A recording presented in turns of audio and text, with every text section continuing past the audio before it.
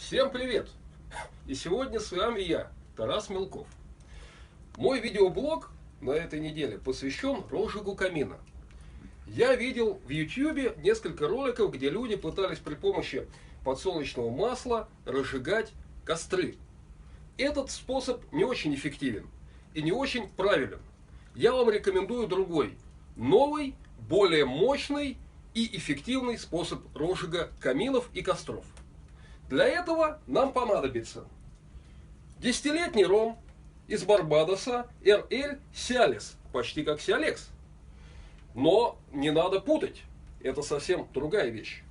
Для розжига камина нам нужен 1 стакан. Берем ром, наливаем его в стакан.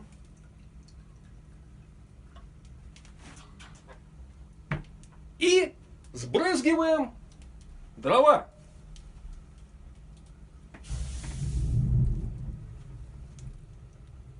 Эффект налицо.